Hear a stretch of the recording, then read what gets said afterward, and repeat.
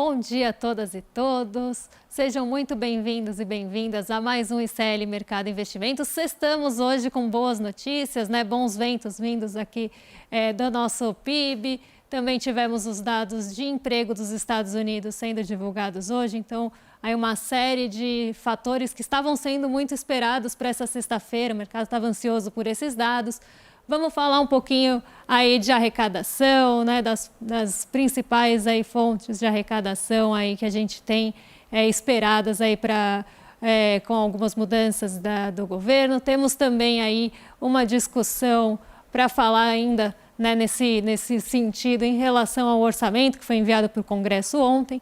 Então, vários assuntos para a gente falar nessa sexta-feira que está animado em relação, o mercado está animado nessa sexta-feira. E a gente também, porque estamos, né? Então, bom dia, André, tudo bem com você? Bom dia, Débora, bom dia a todos os nossos espectadores aí. Sextou é uma sexta-feira agitada. Os mercados agora vão ter que rebolar um pouco para tentar explicar esse PIB aí, mas vamos aqui hoje detalhar, destrinchar aí o que aumentou, o que caiu, o que foi acima do esperado, por que aconteceu essas certas movimentações do PIB. Então a gente vai explicar tudo. Também vamos falar do orçamento que foi enviado, as novas fontes de receita que o governo pretende ter para você conseguir o famoso déficit zero que o Haddad prometeu aí para todos. E também tem o que está acontecendo no Brasil, no mundo. A gente já adianta que a Bolsa Brasileira está bem animada aí com esse PIBão, vamos dizer assim, nesse PIB bem acima do que estava todo mundo esperando, né? Então vamos começar, Débora, com a notícia do nosso site aqui, a primeira que mostra justamente as aberturas do mercado aí, o que está acontecendo no mundo, Ásia, Estados Unidos, Europa. Faz um resumão aí para todo mundo acordar e já saber aí o que esperar desse mundão hoje aí, exceto o Brasil.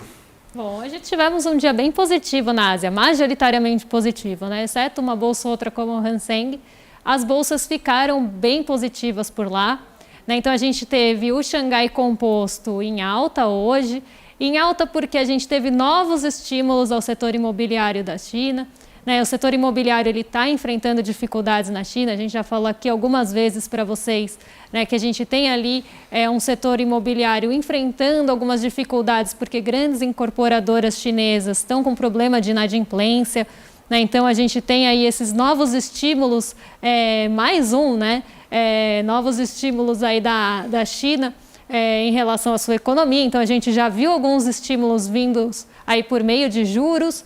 Vimos também ali por meio de tributação na Bolsa, né, no mercado asiático, no mercado chinês.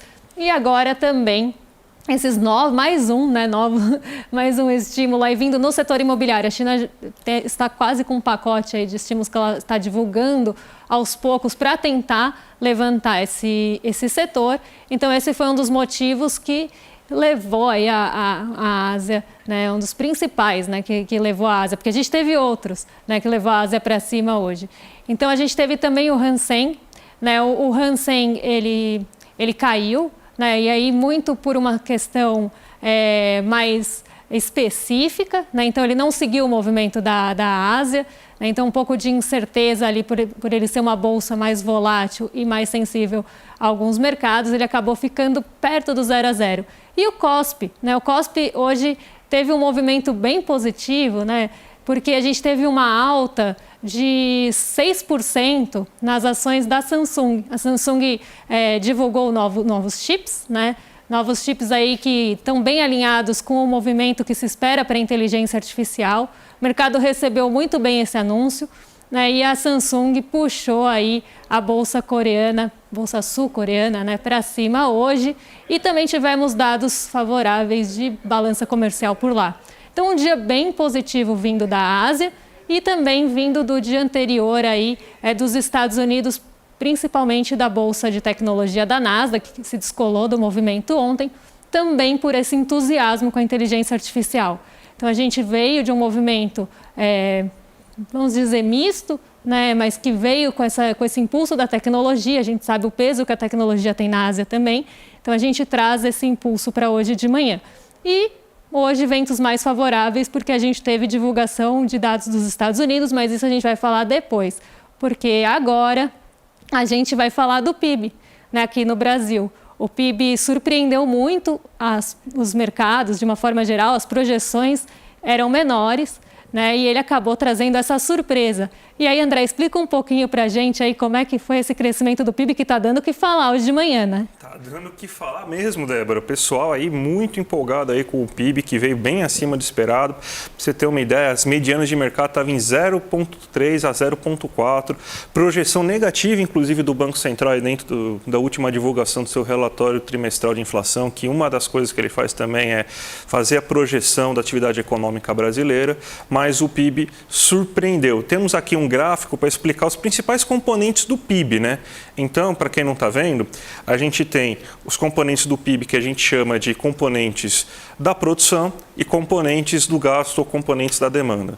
O PIB, para explicar aí para o nosso telespectador, ele é como se fosse uma identidade contábil, ou seja, o valor exato que teve de produção tem que ser exatamente também aquilo que teve de gasto.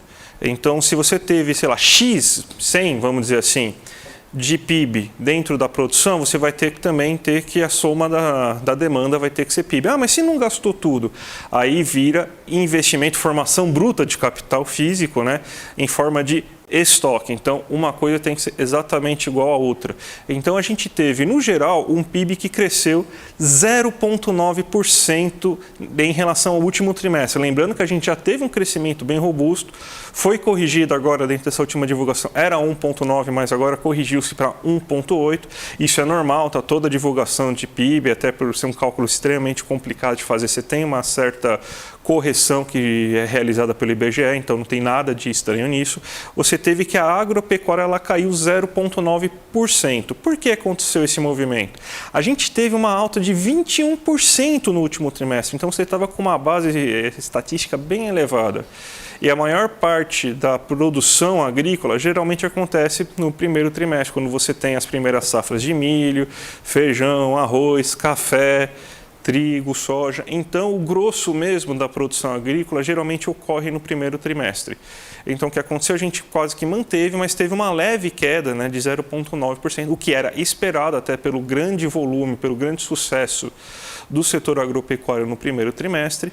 E a gente tem nos outros dois componentes da produção, que é a agropecuária, indústria e serviço, você teve que a indústria cresceu 0,9%, e o setor de serviços cresceu 0,6%. Agora, observando os gastos, então como que foi realizado esse gasto? Como que esse PIB foi gasto? 0,9% desse PIB foi gasto justamente no consumo das famílias. Então, as famílias consumiram bastante agora nesse momento, principalmente em serviços. O setor comercial está bem estagnado, se levou só 0,1%, mas o grosso foi realmente em serviços. E, inclusive, em serviços financeiros, que teve uma alta de 1,3%, muito fruto do desenrola. Então, as pessoas pagaram também suas dívidas aí nesse primeiro momento, aí com esse desenrola. Então, é importante a gente observar isso. Também em outros serviços, que é geralmente aquele barzinho, salão de cabeleireiro, a manicure, o restaurante também teve uma alta considerável de 1,3% no trimestre, nesse trimestre em relação ao outro. Agora a gente também tem que o governo gastou um pouco mais, gastou um 0,7% a mais do que no último trimestre. Lembrando que gasto do governo aumenta o nível de emprego, que aumenta a renda e melhora as condições econômicas. Então, esse leve aumento aí de gasto, principalmente com benefícios sociais, também gerou um aumento do PIB e foi responsável por isso. A formação bruta de capital fixo, ou seja, o investimento ainda está muito baixo. Lembrando que a gente estava até explicando, né, que você primeiro tem que vender esses estoques, depois produzir na capacidade que a gente tem industrial para depois passar a investir. Então, o investimento deve demorar um pouco para começar a corresponder. Então, esse aí é o lado mais fraco que a gente está tendo agora do consumo. As empresas não estão consumindo para expandir a sua planta produtiva nesse momento. E a gente tem que as exportações crescerem 2,9% e as importações crescerem 4,5%. Então, esse aí é um desenho geral do PIB para todo mundo entender, Débora. E ele veio aí bem alinhado, né, com o que a gente fala aqui mês a mês, naquelas pesquisas mensais, né? A gente normalmente fala que o comércio está enfrentando dificuldades, que as pessoas estão preferindo gastar a sua renda quando tem uma sobra de renda nos serviços. Então, a gente vê esse retrato, né, mostrado aqui agora, mais detalhadamente, agora num dado oficial aí do IBGE, né, com esses dados mais amplos, né, e a gente também vê aí, né, quando eu falo dado oficial do IBGE, eu também estou me referindo ao IBCBR, que a gente traz aqui todo mês, que é considerado um termômetro do PIB, né, então a gente começa a ver, né, esse reflexo daquele IBCBR vindo também aí surpreendendo em alguns meses, como em junho aí, refletindo realmente agora nesse dado oficial.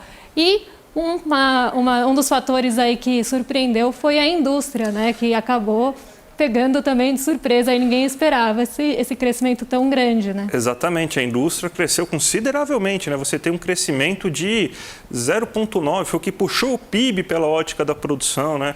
O grande motor industrial esse trimestre, perdão, foi a indústria extrativa, que cresceu 1,8%. Então, é bem considerável esse crescimento da indústria extrativa nesse momento. A indústria de transformação teve uma alta, sim, de 0,3%, a construção civil de 0,7%, e a indústria de transformação teve principalmente uma alta puxada pelo aquele programa do governo para você aumentar a venda de carros. Então, você estava numa queda de 0,7% no último trimestre, então a indústria de transformação estava caindo, agora a gente tem um certo aumento da produção industrial aí nesse trimestre. Mas o grande destaque, obviamente, foi a indústria extrativa.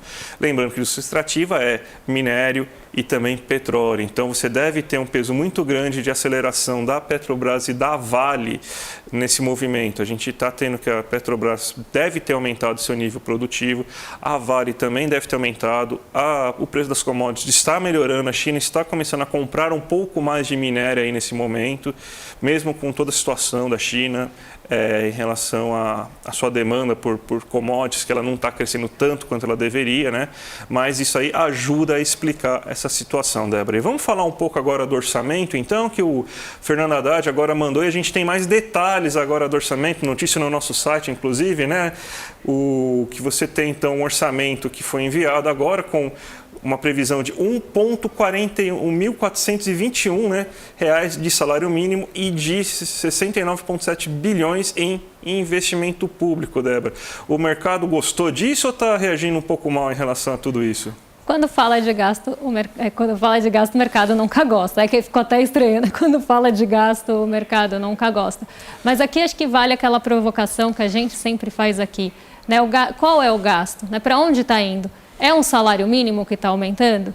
Esse salário mínimo, a gente sabe que pessoas que têm ali seus rendimentos ou de salário mínimo ou atrelados ao salário mínimo, quando tem ali um aumento, esse aumento normalmente vai para a economia, porque a pessoa gasta o que ganha, e ele multiplica. Né? Mas o mercado ele não consegue ver muito além ali dos seus interesses.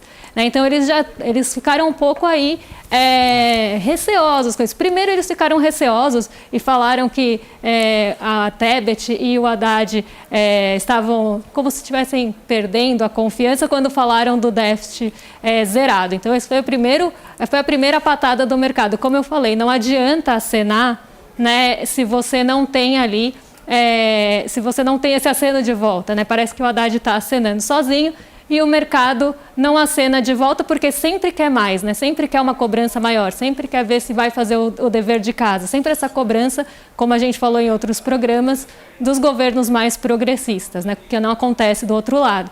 Então a gente viu, né, esse primeiro pé atrás do mercado, né, que não gostou muito, né, e também voltou a falar naquele famoso risco fiscal que a gente brinca aqui, que é o primo do fantasma do comunismo, só que no mercado, né, que eles começaram a falar que pode ser que o risco fiscal hoje diminua o movimento da Bolsa, o que não está acontecendo. Então, assim, né, a gente vê que o mercado começa sempre com o pé atrás, mas depois, né, quando vê que isso está realmente girando a economia, também pode mudar de ideia. Mas o aceno, né, é sempre, vamos dizer, desequilibrado.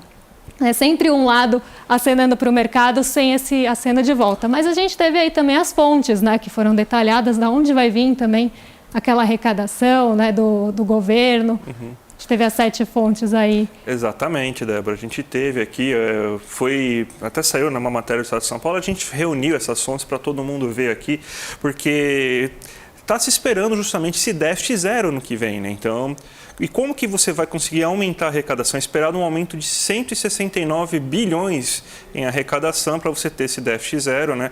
Lembrando o seguinte, que a gente já tem um investimento muito baixo. Se a gente pensar em 70 bilhões, 69,1 bilhões de investimento público, pode parecer um volume gigantesco, né? Mas não é um volume tão grande. Você vê assim que o próprio CARF aí, que vai ser uma fonte até um pouco menor de receitas aí que a gente está vendo, mesmo sendo a maior fonte de receitas, ele não é assim, você basicamente vai gastar só um pouco mais do que você vai arrecadar com o CARF em investimento público. Então você tem um investimento público até certo, até um pouco estrangulado para você conseguir se adequar às receitas fiscais, dentro da regra que o Haddad mesmo está colocando, né? E vai depender basicamente de investimento privado. Ou também no investimento das estatais. Só para vocês terem uma noção, enquanto você tem um detalhamento de 69,1 bilhões esperado que o governo gaste ano que vem, a Petrobras está cogitando investir 350 bilhões. É muito maior esse volume que a Petrobras está esperando, ou seja, uma empresa estatal quer investir muito mais dinheiro do que o próprio governo federal como um todo. Então, para vocês verem assim como que também esse orçamento não está bem conservador. Lembrando, né, o orçamento que é votado no Congresso, ele é meio que uma obra de ficção, porque muita coisa vai acabar mudando durante o caminho. Isso é normal, não é porque é o governo do Haddad, não é porque é o governo do PT. Todo o orçamento é uma obra de ficção que vai acabar se ajustando no caminho. Isso aí, talvez, desde Pedro Álvares Cabral, ou talvez desde Dom Pedro II, aí, que assinou a Lei Áurea, segundo o nosso governo de São Paulo, mas isso daí acontece desde que o Brasil é Brasil, que o mundo é mundo, e isso acontece em todos os países do mundo. Então, fiquem tranquilos, não é uma exclusividade nossa que a gente tem um orçamento tão fictício assim para acabar ajustando. Mas vamos ver de onde que está saindo cada uma dessas fontes, né?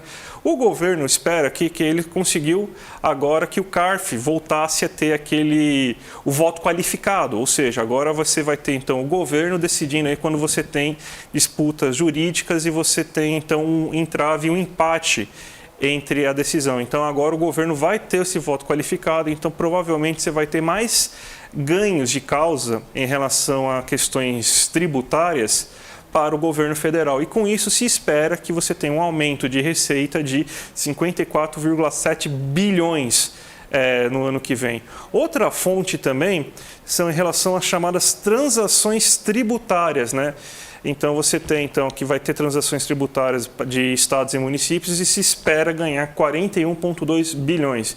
Teve uma decisão do STJ também essa semana que foi muito comemorada pelo governo, porque tinha-se um entendimento anterior de que quando você tinha benefícios estaduais e municipais, isso daí poderia ser descontado de impostos federais.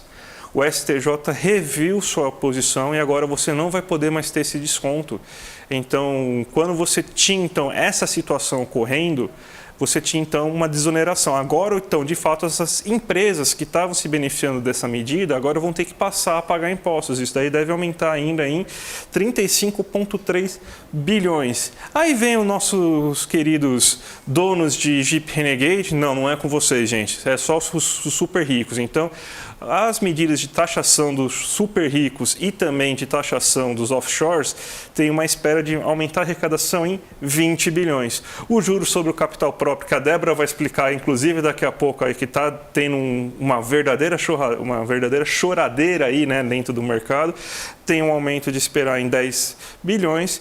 E também espera que vão regular as apostas esportivas. Então agora você, quando for fazer seu bet, você vai ter que pagar uma certa quantidade. Você está ganhando receita, você vai ter que pagar uma certa quantidade aí como imposto de renda. Mas vai ser, pelo que eu estou vendo, assim, um valor bem alto. Se você ganhar acima de 2 mil numa aposta esportiva no mês, aí sim você vai ter que pagar. Mas se você ganhou só R$50 para comprar sua cerveja de sexta-feira aí porque você apostou num gol do Rony que não aconteceu, mas vamos imaginar que o Rony tivesse feito o gol e você apostasse lá e ganhasse R$50 aí no jogo aí. Então esse 50 não vai ser tributado, fiquem tranquilos, mas se você ganhar mais de 2 mil, 3 mil reais no mês com isso, né, que já caracteriza inclusive até fonte primária de renda, aí sim você vai ter que pagar. Então essas são as fontes novas que o governo pretende adotar para conseguir aumentar a receita e tentar chegar no tal do déficit zero agora nesse momento, Débora. E o juros sobre capital próprio, né, a gente viu aí no gráfico, que tem essa expectativa de arrecadação, né, de aumento de arrecadação de 10 bilhões. E o mercado está chorando por isso, tá, gente? Então, assim, o juros sobre capital próprio, tá, só para vocês entenderem, ele entra quase como uma manobra contábil da empresa. Por quê? Né, quando a empresa distribui, né, a companhia ali distribui os juros sobre capital próprio, ele entra como uma despesa. Né? Então, ele vai entrar ali diminuindo o lucro. Tá? Então, quando a empresa decide ter aí essa distribuição dos juros sobre capital próprio, que vem ali de uma herança, né, até das correções monetárias, é algo bem antigo ali que foi sendo carregado, é até uma das coisas que a gente fala que é criação brasileira, que tem aqui, o juros sobre capital próprio seria uma dessas tipo jabuticabas, tá? Então, a gente tem essa dedução, né, desses juros, que seria uma remuneração dos acionistas por deixar ali o capital naquela empresa, e não é o dividendo, tá, gente? Eles são coisas diferentes, só que ele entra como despesa, então ele diminui o lucro. Quando a empresa vai pagar sua tributação sobre o lucro, né, ele tem uma base tributária menor, porque o lucro foi menor, porque teve essa distribuição antes. Então, ele paga menos imposto quando distribui, né, juros sobre capital próprio. Se a gente fizer o cálculo, eu posso até trazer uma tabelinha explicativa para vocês na semana que vem. Se a gente fizer um cálculo de uma empresa distribuindo juros sobre capital próprio e não distribuindo, dá uma diferença ali na tributação paga. E aí tem algumas empresas que se favorecem mais desses juros sobre capital próprio. No caso, as financeiras e algumas empresas aí que também distribuem, né, uma conhecida que sofreu bastante essa semana, por isso é a Ambev. Então, o setor financeiro e empresas que se favorecem dos juros sobre capital próprio, né, que tem esse histórico de distribuição maior, acabam tendo aí uma volatilidade, porque o mercado começa a pensar, poxa, se mudar, né, a distribuição, se tiver esse fim de dedutibilidade, ou se mudar a regra da dedutibilidade, isso vai aumentar o lucro, né, porque vai deixar de ter aquela dedução e vai passar a ter mais imposto, e aí eu vou ganhar no final ali menos dividendos. E aí o que o mercado olha também? Os juros sobre capital próprio, quando o investidor recebe, ele é tributado na fonte, tá? Então, por mais que ele seja uma manobra contábil da empresa para ela diminuir o seu tributo, o investidor que recebe paga imposto de renda na fonte, né, sobre essa distribuição. Mas os dividendos ainda não são tributados, né? Então, a gente tem essa mudança aí também, né? Vai passar de um lado, vamos dizer, vai passar de um lado para o outro, mas vai desfavorecer a empresa porque vai pagar mais imposto. E aí as pessoas estão pensando também que vai diminuir seus dividendos, né? Porque vai ter mais imposto. E aí o mercado não gostou, né? Então, em resumo, o mercado pensou, vai diminuir minha lucratividade, vai diminuir o meu dividendo recebido, ou vai diminuir o lucro ali no final, o lucro depois dos impostos. Então, já não gosta, porque só pensa realmente em benefício próprio. E aí a gente teve essa choradeira mesmo, as empresas do setor financeiro caíram todas essa semana, né? A gente viu aí hoje elas podem até estar positivas porque a gente vem num sentimento otimista, mas elas caíram durante a semana toda, né? Sofreram muito e está toda essa discussão para uma arrecadação que vai aumentar em 10 bilhões. Então a gente vê, né, pensando em todo o lucro, em toda a distribuição que se tem, né, é um ponto ali que talvez, né, poderia ter sido ter tido menos importância, menos estrago aí na semana, mas o mercado sempre chora, não tem jeito. Então, Débora, como que abriu então, já que você está falando do nosso amigo mercado, como que ele abriu hoje aqui no Brasil? Ele está animado? Ele está triste? Acho que ele também está num sextou bonito hoje, né? Ele sextou com tudo, tá voando o nosso mercado. Eu vou colocar aqui na tela para vocês, né? Começamos setembro com o pé esquerdo. Então, começamos bem o mês de setembro, não vou falar que começamos com o pé direito. Então, vamos lá, Ibovespa hoje subindo 1,77 depois daquelas quedas que a gente viu acontecendo aí no mês de agosto, né? Um mês bastante aí complicado, né? Um mês que a gente teve várias sequências de queda, não tão grandes as sequências de queda, assim, diria em profundidade, mas em sequência de dias. Né? Então, a gente teve essa longa queda lá no mês de agosto, que começou a mudar nos últimos 8 pregões. Né? Então, um mês bastante ruim por conta das incertezas em relação à China e também aos Estados Unidos. Então, um mês bastante ruim, então agora a gente reverte isso porque a gente teve esse PIB surpreendendo e o payroll também lá nos Estados Unidos. O payroll é o desemprego dos Estados Unidos, eu vou trazer os dados aqui para vocês, né? Mas a gente teve essa notícia positiva hoje aí vindo tanto do payroll como aqui do nosso mercado, né? Do nosso cenário doméstico, que acaba mexendo com o nosso mercado interno principalmente. Então, um dia muito positivo para o Ibovespa, bastante acima das outras bolsas, né? Quando a gente olha, o Ibovespa subiu 1,75, a Nasdaq está ali perto da estabilidade, já ficou positiva, já ficou negativa, está oscilando aí entre perdas e ganhos. Ontem se destacou, hoje está sofrendo um pouquinho mais aí, porque ela subiu 32% nos últimos meses aí.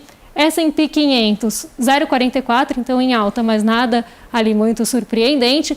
A nossa bolsa em dólar, né, que é o nosso índice negociado lá em Nova York, 2,34, então também com uma alta forte.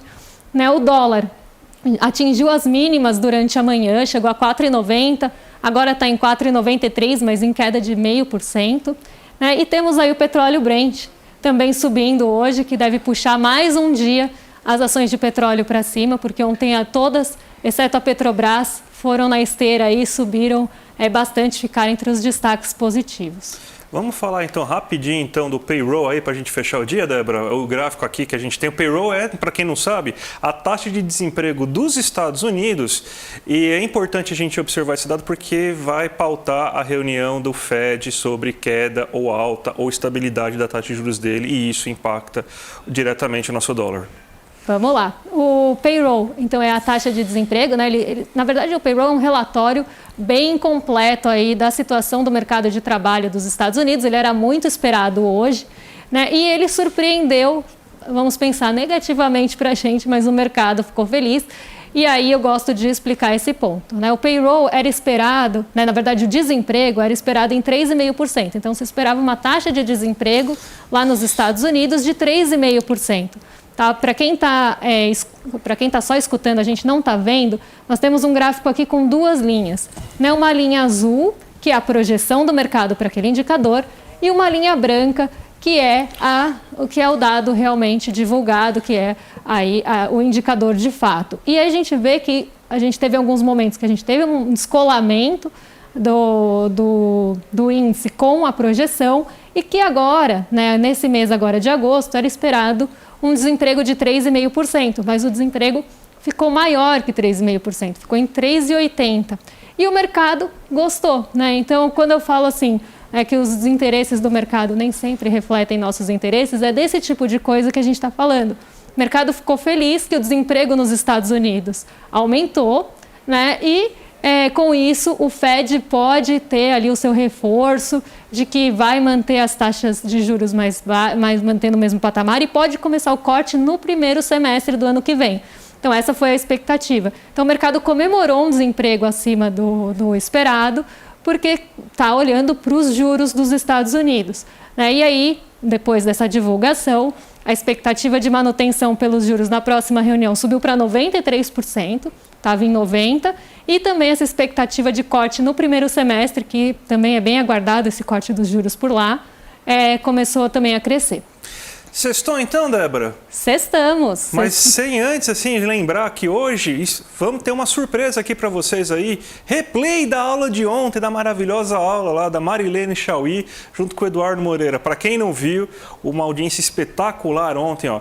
Vejam, porque tá demais. Então, só hoje o replay tá liberado para vocês. Já entrem aí no site aqui, ó.